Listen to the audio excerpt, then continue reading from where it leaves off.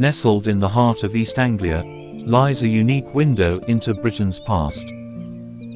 Gressenhall Farm and Workhouse is one of only 2 remaining workhouses in the country that visitors can explore today. Gressenhall represents a profound historical contradiction. On one side of the road sits a thriving, traditional working farm, preserving rare breeds and historical agricultural techniques that fed generations. And on the opposite side stands a formidable Victorian institution, where the poor paid for their sustenance with hard manual labor.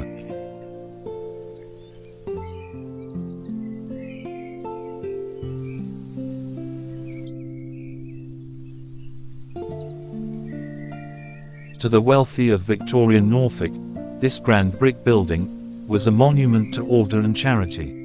But to those facing absolute poverty, it was the final, terrifying destination. Built in 1777, as a house of industry, Gressenhall evolved into a union workhouse. A place designed to be so harsh, so strict, that only the truly desperate would ever dare cross its threshold. Families were torn apart at the gates, men, women, and children separated by 14-foot walls. This is not just a building of bricks and mortar. It is a vessel of secrets, survival, and the voices of thousands who history tried to forget. The Village Row is a popular immersive exhibit. It recreates a bygone rural street, featuring vintage shops, a post office, a public house, a blacksmith's forge, a schoolroom, and a 1930s cottage, offering a nostalgic look at East Anglian life.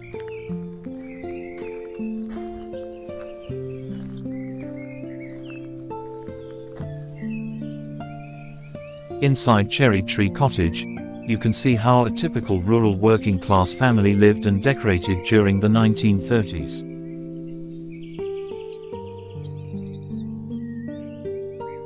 Christopher High was a farm labourer from Wissenset. He lived with his wife and 7 children in a tiny cottage, with only 2 rooms.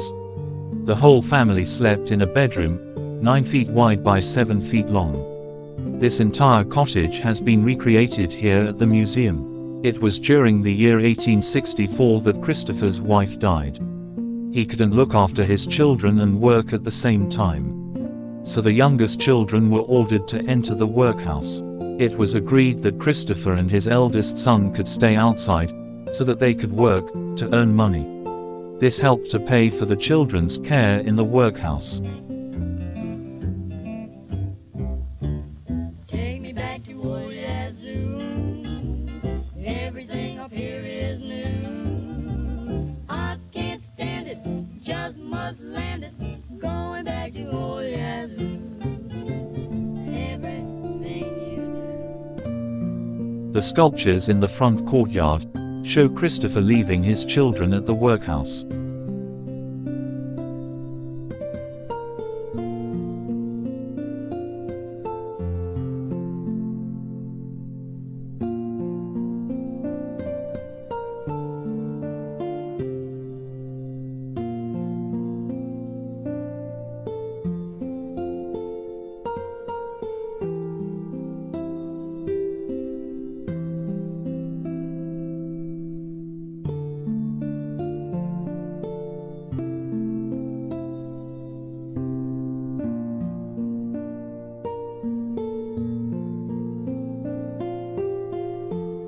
After 2 months, Christopher was able to take his children home.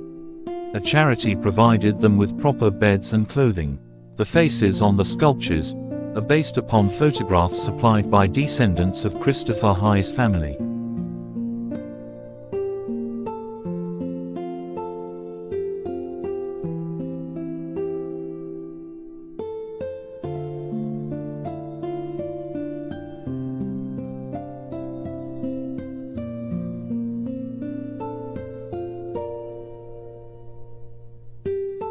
Cherry Tree Cottage was originally built in 1853 for elderly married couples at the workhouse.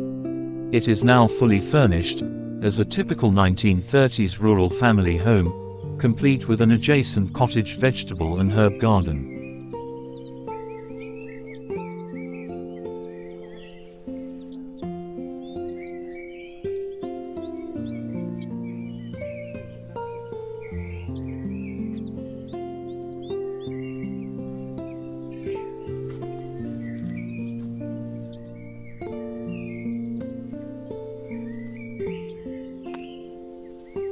Amongst the beautifully recreated shops along Village Row, you'll be able to see vintage household items, goods, and historical materials of a time long ago.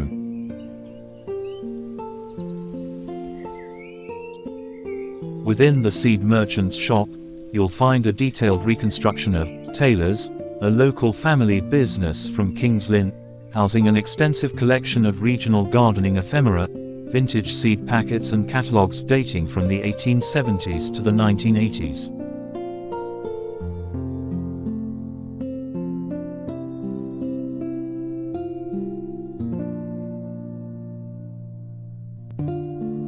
Next door you'll see an old-fashioned general store, as well as the village post office, ready to accept mail or telegrams.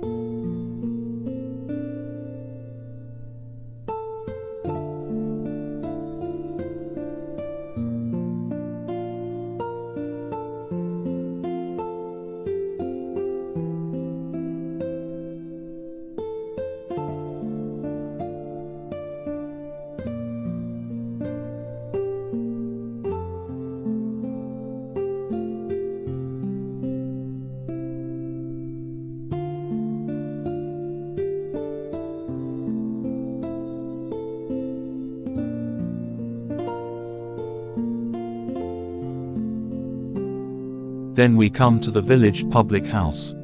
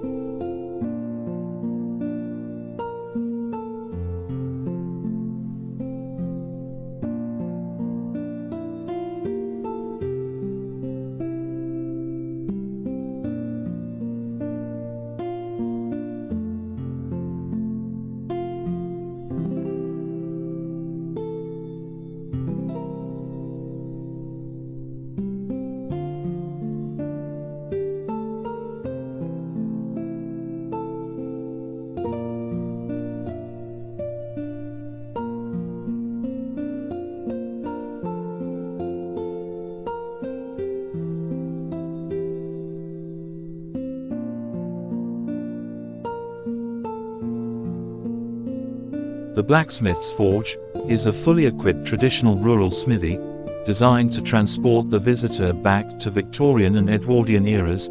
It highlights how vital the village smithy was in crafting tools, repairing farm implements, and shoeing the horses. The museum often hosts working farriers or artisan blacksmiths who give demonstrations of shoeing a horse. This colorful breed of chicken is the Chinese silky chicken, named for its fluffy plumage, which is soft to the touch, like silk or fur. Other unusual qualities include black skin and bones, blue earlobes, and 5 toes on each foot, where other chicken breeds normally only have 4.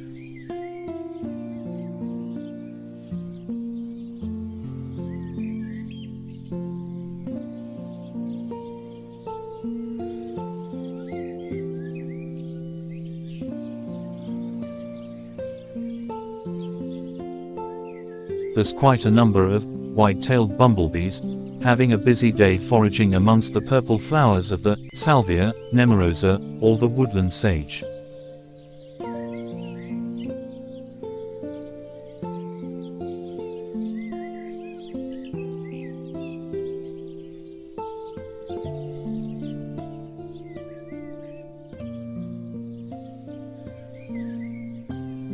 Here is a red admiral butterfly on a wall climbing rose. It is either having a taste, collecting nectar, or just enjoying the warm sun.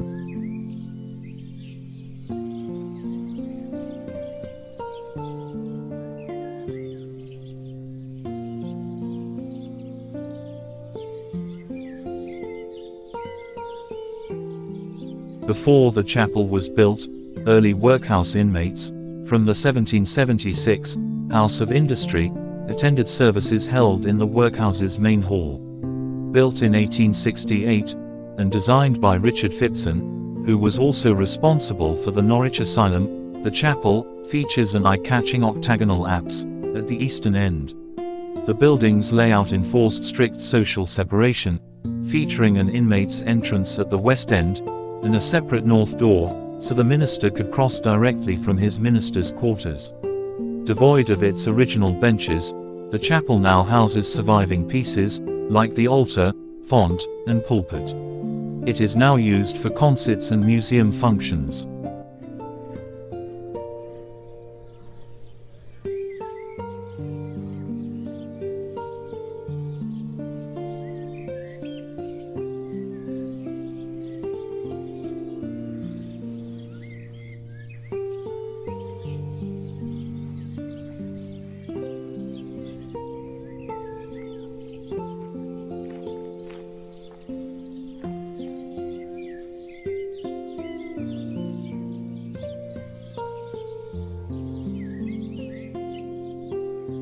The schoolroom is set out like a Victorian village school. The desks were collected from Norfolk schools, and were used between the 1870s and 1980s. During the workhouse period, the room was used as the girls' schoolroom. All the workhouse children went to school. They were taught reading, writing, and arithmetic. They also learnt religious studies, history, and geography. A good education helped children find work, and it was hoped that they would leave the workhouse and not return. Back to the bygone days. Sail to the old village schoolhouse. Anchor outside the school door.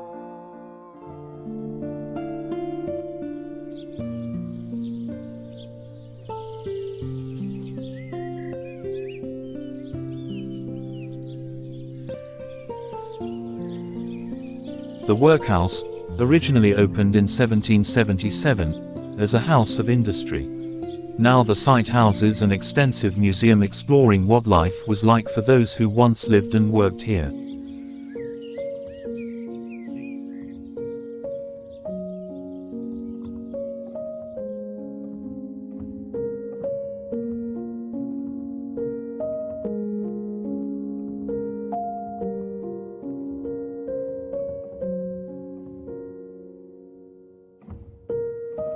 Are you scratching your head, boy? We'll need to shave your head and get rid of those lice. Come on.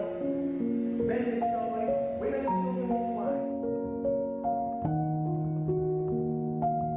The museum allows you to stand within this evocative workhouse setting, face to face with projections of staff and inmates, and listen to their first-hand stories, often tragic, but also inspirational, from the people who once walked these whitewashed corridors.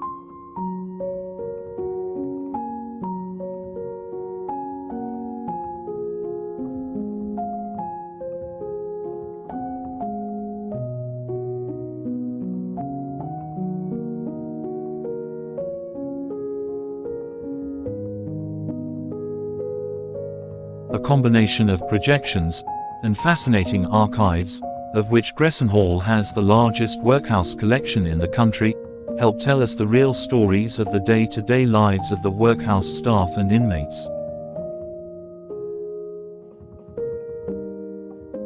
The displays throughout the museum focuses on true stories from the building's past, many of which only came to light during the research phase of the recent redevelopment project. Voices from the workhouse like Christopher High, who we heard about earlier. There is also those of Harriet Kettle. Harriet Kettle lived from 1838 to 1916. She was a Victorian rebel, whose life is closely intertwined with Gressenhall. Orphaned at a young age, when her mother died, and her father was transported to Australia, she spent her early life in the workhouse, later enduring spells in prison and asylums, before winning her independence and living a remarkable defiant life. This house has flourished.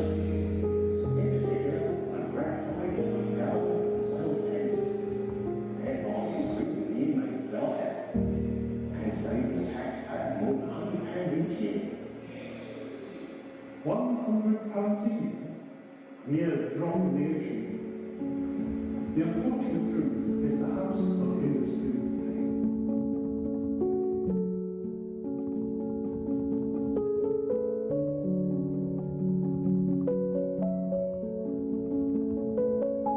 Harriet Kettle's story is a well-documented account of a working-class woman fighting back against Victorian institutional social control. These documented true accounts of real people breathe life into the historic archives, giving you a vivid insight into what life was like in Victorian Britain. You'll also discover what life was like under the regime of the workhouse clock, what food was served, and the different classes of the inmates. Explore what work inmates had to do, and visit the refractory cell, also known as the dungeon, where inmates were sent if they broke the rules.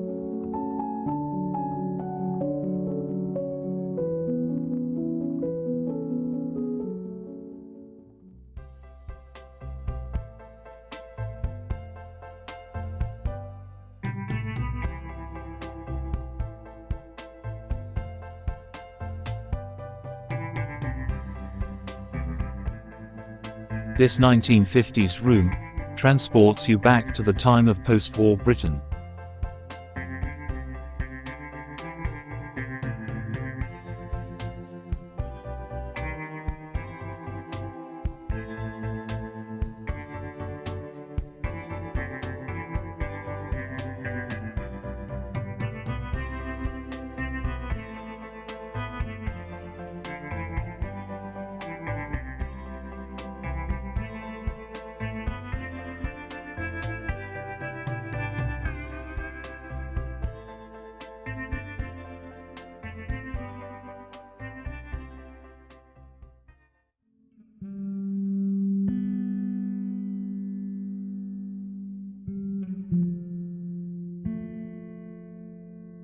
The museum also exhibits antique steam engines, alongside an internal combustion engine.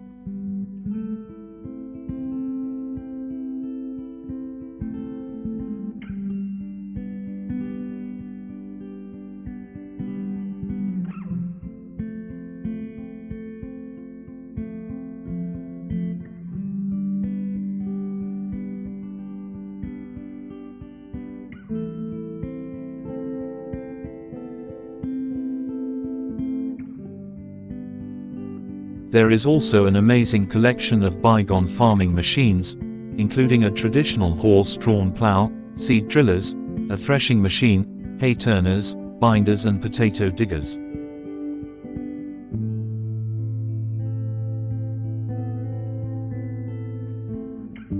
If you venture into the workhouse yards, that is where the daily tasks were completed by the inmates. Able-bodied men could spend 8 hours a day working outside. The walls of the boys' yard contains many examples of inmates' names scratched into the soft red Norfolk bricks.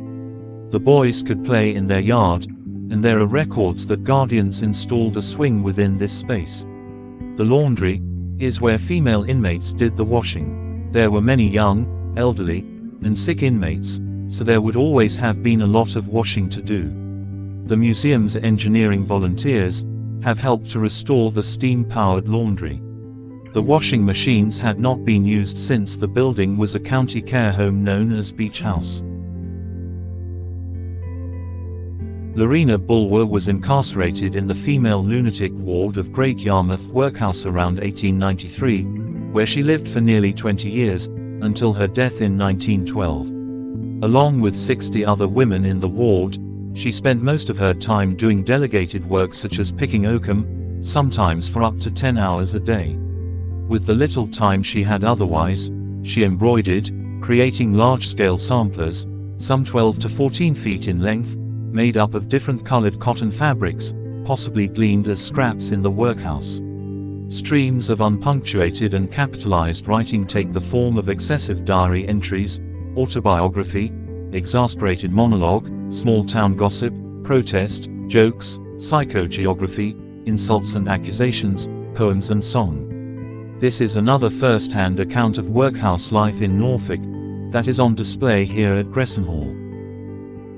The House of Industry opened in 1777 as an institution for paupers. This continued until 1836, when the building became the Union Workhouse, after the Poor Law Amendment Act of 1834. The workhouse ran until 1930. It was the introduction of the NHS, or the National Health Service, which ended the workhouse system in 1948. It was in 1930, after the workhouse had closed, the building became Beach House. Run by Norfolk County Council, it was a public assistance institution, later becoming a home for the elderly, or for poor or displaced families, as a result of the Second World War, until 1975. Gressenhall opened as a museum a year later, in 1976.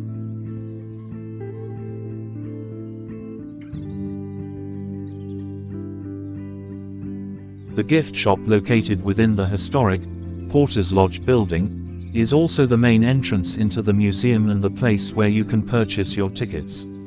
The gift shop is well stocked with an array of books, souvenirs and gifts. There is also a second-hand book shop that is run by the Friends of Gressenhall. We leave the workhouse area, crossing over the nearby country lane, and we make our way to Union Farm. Part of the Gressenhall experience, Union Farm is a mixed working farm, dedicated to traditional seasonal agriculture. Instead of using modern farming machinery, the estate uses vintage tractors, or heavy horses, for plowing, harrowing, and harvesting. The farm is designed for interactive learning and family outings. Visitors can enjoy tractor-trailer rides, explore an adventure playground, and grab refreshments at the Mardler's Cafe.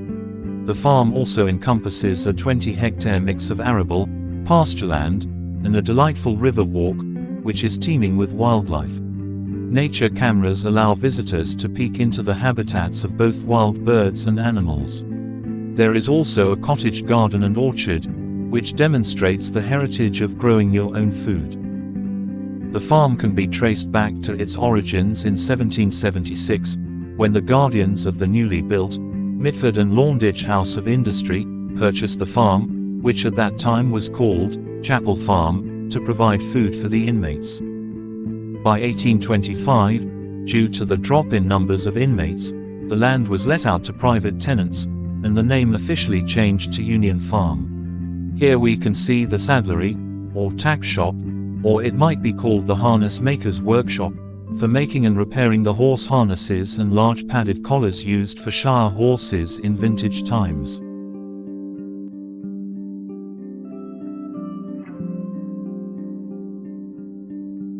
The large black pig is an endangered British breed of domestic pig, and it is the only one to be entirely black. It was created during the last years of the 19th century by merging the black pigs of Devon and Cornwall with those of Essex, Suffolk and Kent. It is hardy, docile, and prolific.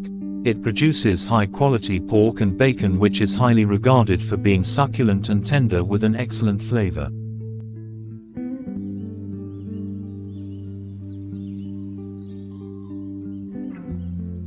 It was in 1989 when the museum took full ownership and control of the farm, turning it into the working farm dedicated to telling the history of Norfolk farming.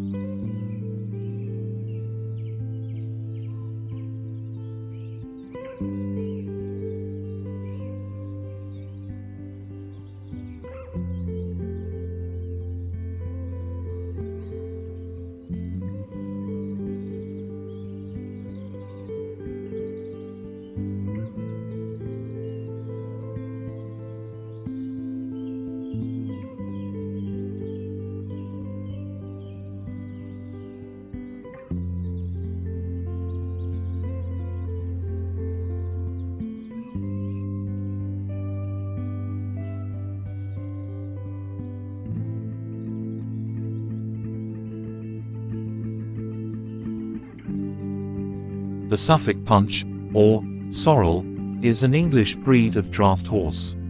The name, punch, is an Old English word for a person who is short and stout.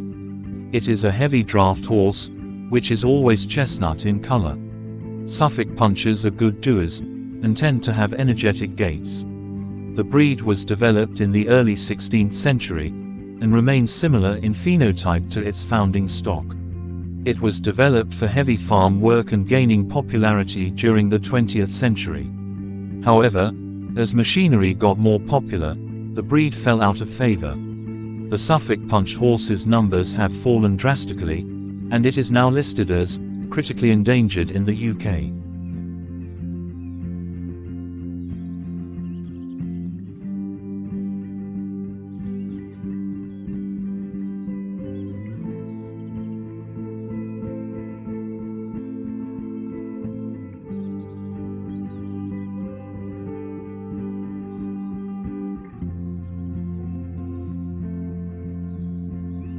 The swallow, or barn swallow, is a common summer visitor in the UK, after spending the winter months in South Africa and Namibia. These small migratory songbirds, with their pointed wings and tail, arrive in the UK during April and stay until October. They build their nests on ledges, often within farm buildings, as seen here, or under eaves of houses. The nests are made with mud and straw. They are common throughout the UK, and tend to nest around farmland and pastures near open water.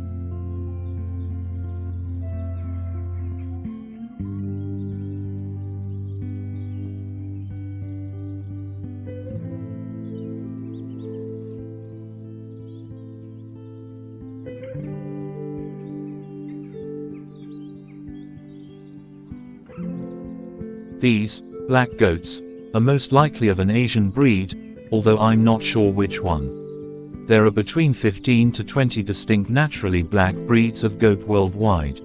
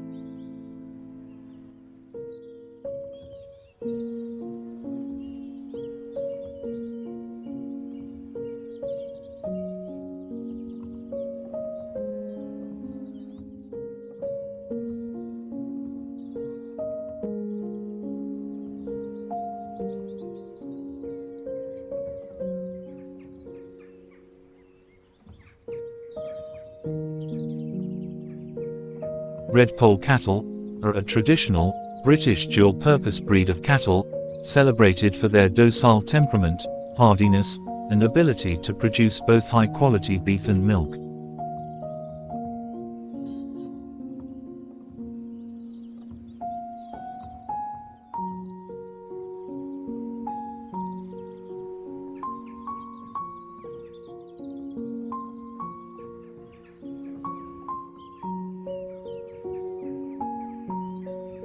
Here we have a short stroll along the chalk stream, to finish our lovely time here at Gressenhall Farm and Workhouse Museum, in Norfolk, Eastern England.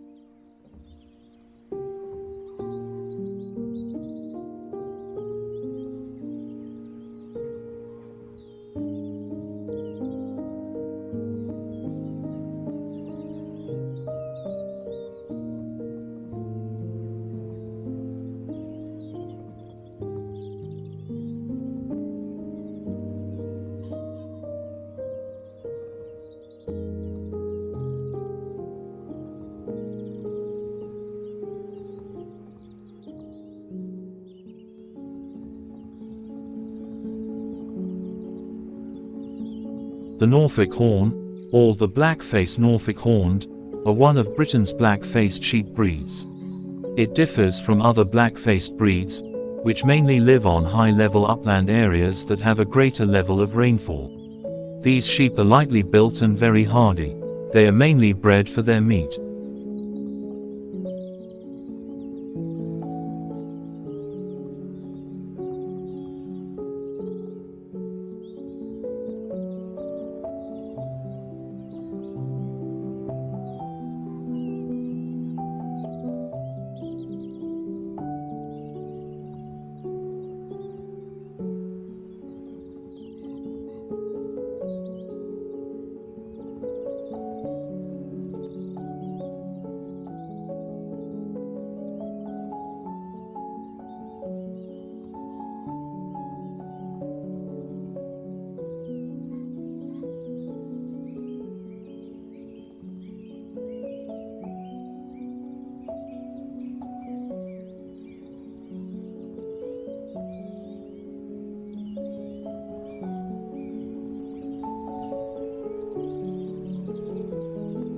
Here you see a Norfolk black turkey.